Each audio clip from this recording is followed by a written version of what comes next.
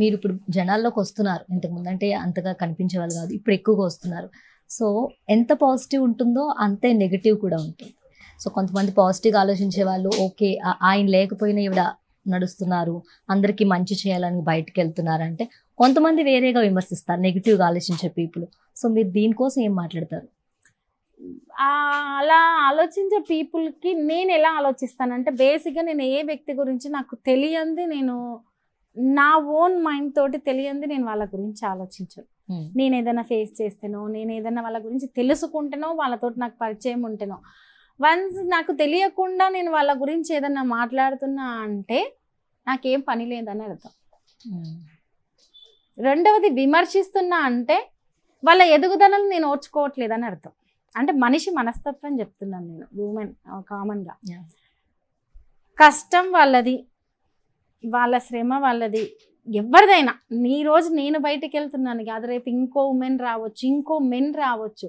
ఎవరు పడుతున్న కష్టము, ఎవరి శ్రమ, ఎవరి ఆలోచన వాళ్ళకే తెలుస్తాయి. అనేవాళ్ళు ఎన్నైనా అని ఉండొచ్చు, సహజంగా అంటారు.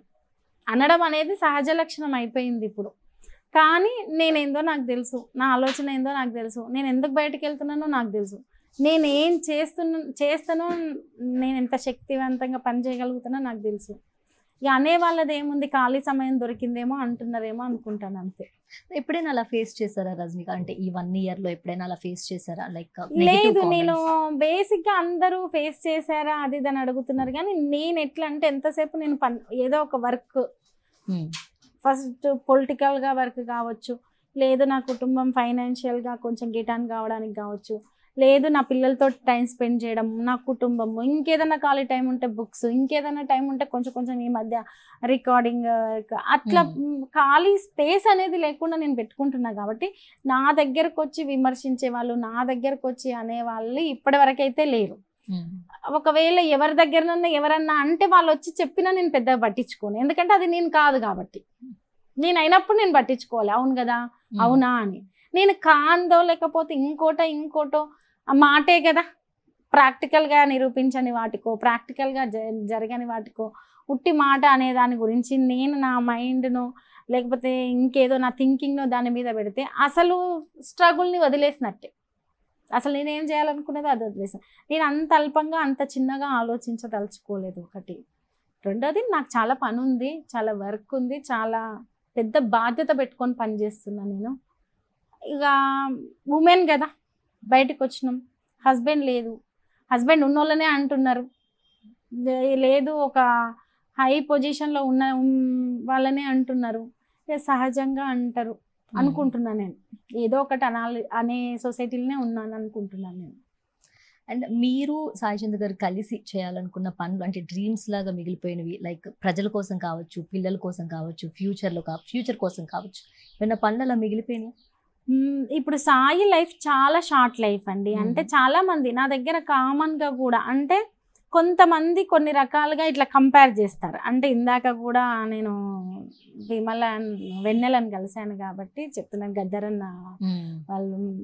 సో ఇప్పుడు గద్దరన్న ప్రజా సంఘాలు, ప్రజా ఉద్యమాలు, ఇవన్నీ సాయి చంద్ ఒక సింగర్గా, సరే నెక్స్ట్ దశ రాజకీయము ఇది ఇలా కంపేర్ కొన్నిసార్లు ఎలా మాట్లాడతారంటే సాయి ఇది అది అని మాట్లాడినప్పుడు నేను అంటాను, సాయి జీవితం చాలా చిన్నది. బహుశా సాయి 37 years చనిపోయి నాటికి, అంటే తను ఎంగేజ్ నుంచి క్యాలిక్యులేట్ చేసుకుంటే, పోనీ ఒక 20 years నుంచి క్యాలిక్యులేట్ చేసుకుంటే, తన జీవితంలో గట్టిగా పనిచేసింది. చదువు తర్వాత చిన్న ఏజ్లోనే తననంటూ తనేందో ప్రూవ్ చేసుకునే వర్క్లోకి అడుగు పెట్టాడు కాబట్టి గట్టిగా అంటే ఒక 17 years, 20 years నుంచి మనం క్యాలిక్యులేట్ చేసుకుంటే 70.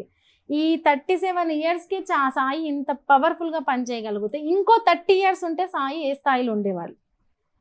విమర్శించే చాలామంది సాయి చంద్ చిన్నవాడే, అవును చిన్నవాడే, ఏజ్లో చాలా చిన్నవాడే, కానీ పనిలో చాలా శక్తివంతుడు. ఏజ్లో చిన్నవాడే, ఆలోచనలో చాలా శక్తివంతుడు. తన ఆలోచన, తన విజన్, తను చెయ్యాలనుకున్నది ఎక్కడో పెట్టుకొని ఆ చిన్న ఏజ్ నుంచి కష్టపడుతున్నాడు. మీకు సాధ్యమైతే అది చెయ్యండి మీ జీవితాల్లో. వీలైతే నలుగురికి ఉపయోగపడుతుంది, లేదంటే మీకు ఉపయోగపడుతుంది, అంతే కదా, అదైతే వృధా కాదు కదా.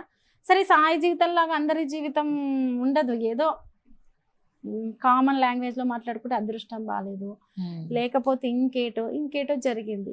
కానీ సాయి చిన్నవాడే, కానీ సాయి చేసిన శ్రమ చిన్నది కాదు, ఆలోచన చిన్నది కాదు. ఈ చిన్నవాడు ఇంకొక 30 ఏళ్ళు బతుకుంటే ఏమయ్యేవాడో ఈ 17 ఏళ్ళ ఆయన జీవితం చూస్తే తెలుస్తుంది. ఈ రకంగా అనిపిస్తుంది. చాలా ఉన్నాయి అంటే జీవితంలో. ఖచ్చితంగా చెప్పాను కదా లాస్ట్కు చట్టసభలో కూర్చుంటా అని చెప్పేసి. ఒక దళిత సామాజిక వర్గం నుంచి చాలా కష్టం, బీడీలు చేసుకునే అమ్మ, ఒక 10వ క్లాస్లోనే ఇంటర్ ఫస్ట్ ఇయర్లోనే చనిపోయింది. ఇక తర్వాత కుటుంబం, తండ్రి ఒక కుటుంబాన్ని ఏర్పరచుకుండు, అంటే ఏ ఒక్కరూ చూడలేదు. పొట్ట చేత పట్టుకొని అప్పట్లో ఎట్లా అంటే చదువుకున్న పిల్లల్ని హైదరాబాద్కి వచ్చేది పట్టం. ఇంటర్మీడియట్ ఆ క్లిష్టమైన పరిస్థితుల్లో ఆ సోషల్ వెల్ఫేర్ హాస్టల్లో చదువుకొని అమ్మ చనిపోయిన తర్వాత ఇంటర్ పాస్ అయ్యి హైదరాబాద్కి వచ్చి ప్రజా సంఘాలతో అటాచ్ అయ్యి డిగ్రీ చదివి అదే సోషల్ వెల్ఫేర్ హాస్టల్ నుండి యూనివర్సిటీకి ఎంటర్ అయ్యి వెంటనే తెలంగాణ ఉద్యమం. ఇప్పుడు యూత్ని ఎలా చూస్తున్నాం మనం? ఒక ఇంటర్ కాగానే సినిమాలు అనేటోళ్ళు ఉన్నారు, షికార్లు అనేటోళ్ళు ఉన్నారు, ఎంజాయ్. కానీ సాయి జీవితంలో ప్రతిదీ చైతన్యవంతంగానే ఉంది ఆ రోజు నుంచి మొదలుకుంటే. కాబట్టి ఖచ్చితంగా ఒక గోల్ పెట్టుకొని ఆ జీవితానికి గోల్ ఆయన పర్సనల్కి కాదు, సొసైటీ రిలేటెడ్ గోల్ పెట్టుకొని, అంటే ఈ వర్గాల నుంచి ఇంత ఎదిగిన వచ్చిన నేను ఖచ్చితంగా చట్టసభలో ఉండాలంటే ఏ రకమైన అడుగులు వేయాలి, ఎటు వెళ్తే నా ఆలోచనకి ఇంకా పదును పెట్టగలను, లేదు ఏ రకంగా ముందుకెళ్తే నాలాగా కష్టపడుతూ వచ్చిన వాళ్ళకి కనీసం కొంత సాయం చేయగలను. మాట సాయమో స్పీచ్లో ఉపన్యాసంలో కాదు, అవి కాకుండా ఇంకే రకమైన సహకారం అందించగలను అనే ఆలోచనతోటి ముందుకెళ్ళిండు సాయి. అది అందరికీ అర్థం కాకపోవచ్చు, తెలియకపోవచ్చు, పక్కనున్న నాకు తెలుసు కదా. సో పిల్లల విషయానికి వచ్చేసరికి మంచిగా చదివించాలి. సహజంగా ఎవరికైనా ఉండే ఆలోచన పిల్లల్ని మంచిగా చదివించాలి. కానీ ఎక్కువ ఇప్పుడున్న కార్పొరేట్ విద్య లాగా ఫోర్స్ చేయొద్దు. వాళ్ళు ఎంతవరకు దేంట్లో ఇంట్రెస్ట్ ఉందో దాంట్లో పంపించాలి. ప్రాపర్గా ఎడ్యుకేషన్ అనేది చాలా అవసరం. కాబట్టి అది నేను చట్టసభలో కూర్చున్నాక నా వీలైనంత వరకు నేను సర్వీస్ చేయాలి, ద బెస్ట్ లీడర్ అనిపించుకోవాలి. ఇంత కష్టపడి వచ్చిన పర్సన్ ద బెస్ట్ లీడర్ అయ్యిండు, ఇంతమందికి సహాయపడ్డాడు అనేది చరిత్రలో నాకంటూ ఒక చిన్న పేజీ ఉండాలి. అట్లా చిన్న ఏజ్ నుంచి ఈ ఆలోచనతో కష్టపడే వాళ్ళు ఎవరున్నారు? అంటే ఉంటారేమో, కానీ ఈ జనరేషన్కి ఆ ప్రతి స్టెప్పులోనూ కష్టాన్ని నేను చూశాను కదా.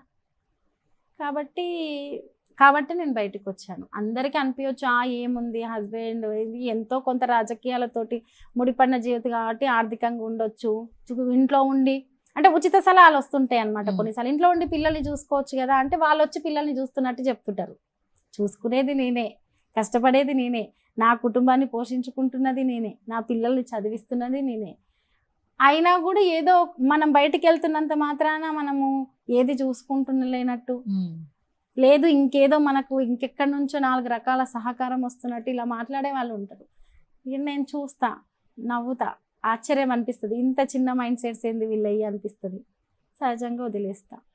సాయి గోల్ ఉంది, ఆ గోల్ నేను నెరవేరుస్తా, దానికోసం ఖచ్చితంగా కష్టపడతా. సాయి పేరు అనేది అలా కనీసం నా పేరు వెనకాలనన్నా ఆ పేరు అలా నిలిచిపోవాలి అనేది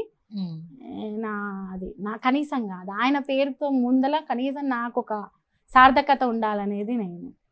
సో సాయి గారు ఎప్పుడైనా అనేవాళ్ళ లైక్ పాపని ఇలా చూడాలి, బాబుని ఇలా చూడాలి అంటే ఎలాంటి చదువులు చదివించాలనుకున్నారు? పాప ఎందుకో చిన్నప్పటి నుంచి ఎక్కడికి పోయినా డాక్టర్ కిట్ ఉంటది కదా, అది అడిగేది. నేను డాక్టర్ని అనేది. ఎప్పుడు పడుకున్న బుక్ పక్కన పెట్టుకునేది. అట్లా కొంచెం స్టడీ మీద బాగా ఇంట్రెస్ట్ పాపకి. ఇప్పటికి కూడా బాబుతో కంపేర్ చేసిన లేకుంటే ఒకరితో కంపేర్ చెయ్యొద్దు, బట్ తను బాగా చదివిద్ది పాప. కాబట్టి డాక్టర్ తనకి ఏది ఇంట్రెస్ట్ ఉంటే అదే అనే మనస్తత్వం కాబట్టి మాకు డాక్టర్ పాప అట్లా అంటుంది కాబట్టి అనేది ఉండే. బాబుకు సంబంధించి బాబు కొంచెం ఎక్స్ట్రా యాక్టివిటీస్ ఎక్కువ, కొంచెం పెద్దగా అయితే తనకి ఏది ఇంట్రెస్ట్ ఉంటే అది చేద్దాము అట్లా ఉండే. ఇక మేము పర్టికులర్గా పిల్లల మీద ఇదే చెయ్యాలి ఇట్లా అని రుద్దే మైండ్ సెట్ మాది కాదు. వాళ్ళు ఎదుగుతుంటే వాళ్ళ లోపల ఏం టాలెంట్ ఉంది, వాళ్ళకి ఎటు వెళ్ళడం ఇంట్రెస్ట్ ఉంది, అది చూసి మూవ్ కావాలనుకునే మనస్తత్వం. యెస్. అంటే పిల్లలకి కొంచెం మనం సడెన్‌గా డాడ్ లేరు అని చెప్పడం అనేది చాలా కష్టమైన పని. సమర్థించడం చాలా కష్టం. ఆ సిట్యుయేషన్ మీరెలా హ్యాండిల్ చేశారండి? ఆహ్, అంటే ఇప్పుడు పిల్లలకి ఎట్లుంటదంటే అండి, అది సీన్ అర్థమైతదో అర్థం కాదో, అర్థం కాదో అర్థం కాదు. వాళ్ళు మ్యూట్ అయిపోతారు. ఒక నిశ్శబ్ద వాతావరణం అయిపోతది ఇల్లంతా. ఒక మదర్ ఉండి హడావిడి ఎంత ఉంటదో, ఒక ఫాదర్ ఉంటే వస్తుంటే వెళ్తుంటే ఉండే హడావిడి. జీవితం అనేది జోడెడ్ల బండి అంటారు కదా. 2 సమానంగా వెళ్తుంటేనే బ్యాలెన్స్ అవుతుంది. సో సాయి వచ్చినప్పుడు చాలా హడావిడి, కొంచెం పొలిటికల్గా రిలేటెడ్ లైఫ్ కాబట్టి చాలా హడావిడి. ఎప్పుడు చుట్టూ జనాలు, ఆ నాన్న వస్తే ఏదో ఒకటి తీసుకొస్తాడు, ఎత్తుకుంటారు, ఇదంతా ఉంటుంది. ఒక్కసారిగా ఒక నిశ్శబ్దం అంటారు కదా, అట్లా అయిపోయింది అంతే. ఇక వాళ్ళు ఏం చెప్పట్లేరు, నేను ఏం అడగట్లేదు. అట్లా సైలెంట్గా అయిపోయి ఒక 3 నెలల వరకు ఎట్లున్నాము, ఏమున్నాము, ఎందుకున్నామో కూడా అర్థం కాకుండా ఉన్నాము. తర్వాత ఉండాలి అని ఉన్నాము. తర్వాత ఖచ్చితంగా నేను స్ట్రాంగ్ అయ్యి బయటకు వచ్చిన కాబట్టి పిల్లలు అడుగుతుంటారు సహజంగా, అది ఇదని అంటే తెలుస్తుంటది నాకు ఫేస్లో. అడగడం అని కాదు, అర్థమైపోతుంది. అది ఇట్లా అని ఎక్స్ప్లెయిన్ చేయలేము. ఆ ప్లేస్లో ఉంటే మనకు అర్థమవుతుంది. నేను డైవర్ట్ చేస్తా, ఏదో ఒకటి ఇప్పియడం, ఆడిపియడం, అట్లా డైవర్ట్ చేస్తా.